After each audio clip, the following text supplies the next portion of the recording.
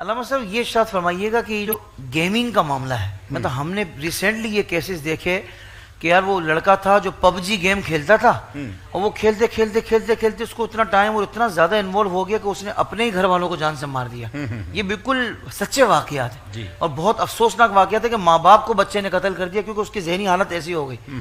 اب بچوں کو یہ اس طرح کی گیمنگ سے اور اس طرح کے کارٹون سے کیسے روکا جائے؟ ایک حل تو میرے پاس ہے جو میں کر دیتا ہوں، باقی علماء کرام رہنمائی کریں گے کہ دعوت اسلامی نے بھی ماشاءاللہ مدنی کارٹونز جو غلام رسول کے مدنی پھول اور کنیز فاطمہ اور یہ جو خوبصورت سلسلے انہوں نے جو بنائے ہیں نا، یقین کریں یہ بچوں کو آپ دکھائیں اور ایسی ایسی پیاری پیاری سنتیں سیکھنے کو ملتی ہیں اور تربیت کا وہ انداز ہے۔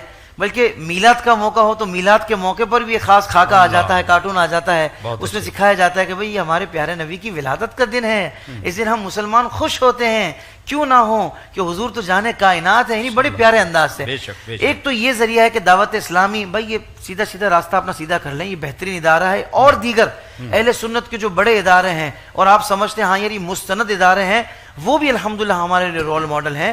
لیکن ایک مرتبہ تعین کر لیں کہ بھائی یہ ادارے ہیں، یہ درسگاہ ہے، یہاں سے میں نے لینا ہے، خود بھی سیکھنا ہے، خود بھی عمل کرنا ہے اور بچوں کو بھی تربیت دینی ہے۔ تو گیمنگ کے حوالے سے کیسے روکا جائے؟ جی بسم اللہ الرحمن الرحیم۔ میرا خیال ہے جو میں سمجھ سکا ہوں آپ یہ کہنا چاہ رہے ہیں کہ یہ جو گیم اور کارٹون سے بچے سبق سیکھتے ہیں، کیونکہ وہ پورے باہر سے پوری پلاننگ کے ساتھ یہ گیمیں لائی جا رہی ہیں۔ جی یہ اصل میں ایک یلغار آنے والی نسل پر ہے کہ ان کو بالکل بے راہ روی کا شکار بنا دیا ہے بالکل۔ تو اس کے مطابق پری پلان یہ کام ہو رہا ہے۔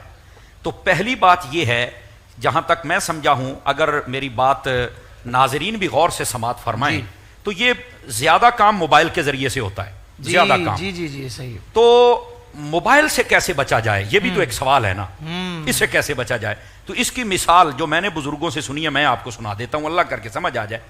وہ فرماتے دیکھیے کہ ہمارے گھر میں ایک گاڑی آتی ہے، ہم اس گاڑی پہ چڑھ کے آتے ہیں، ہم نے آ کے گراج میں اس کو لاک کر دیا ہے، چابی ہم نے الماری کے اندر لٹکا دی ہے۔ کیا کبھی ایسا ہوا ہے کہ وہ گاڑی جو ہم نے گراج میں کھڑی کی ہے اس کو ہم اپنے بیڈ روم میں لے کے آئے ہوں اور اپنے تکیے کے نیچے رکھا ہو؟ بہت اچھے، یہ سوچنے کی بات ہے نا، کیا کبھی ایسا ہوا؟ نہیں ہوا۔ ایک مرتبہ بند ہے، بس صبح ہی جانا ہے۔ اسی طرح اس موبائل کو بھی اس گاڑی کی صورت پہ لے کے آئیں، بہت اچھے، جب گھر جائیں اس کو لاک کر کے رکھ دیں بچوں کی پہنچ سے دور۔ بہت اچھے۔ یہاں پر یہ سوال ہوتا ہے کہ بھئی اب تو بچے اس کے بغیر رہتے ہی نہیں ہیں، تو پھر اس کا سادہ سا جواب ہے کہ یہ جو خود یا اس کی دادا دادی تھے وہ بھی تو موبائل کے بغیر رہی ہے نا، بالکل۔ تو اب یہ بات جب ہم کرتے ہیں تو یہ کہتے ہیں یہ تو کوئی پچھلی دنیا کی مولانا بات کر رہے ہیں۔ نہیں، اس وقت موبائل نہیں تھا تو پھر بچوں کو چپ کرانے کے لیے، بچوں کو مصروف رکھنے کے لیے، بچوں کی تربیت کے لیے پھر کیا تھا؟ بہت اچھے، یہ بھی تو ایک بات ہے نا۔ تو وہ کیا تھا؟ وہ نانی اور دادی اور اماں کی لوری ہوتی تھی، اور لوری بھی کتنی خوبصورت حضور کی بلا مفصب ہوتی تھی، اللہ یہ کاکا سو جائے، اللہ ہمارا بیٹا، یا مطلب وہ لوری ختم ہو گئی، وہ لوری ہی اس بچے کو ساری کام کر دیتی تھی، تربیت سکھلا دیتی تھی۔ اب یہ موبائل کیا سکھلائے گا؟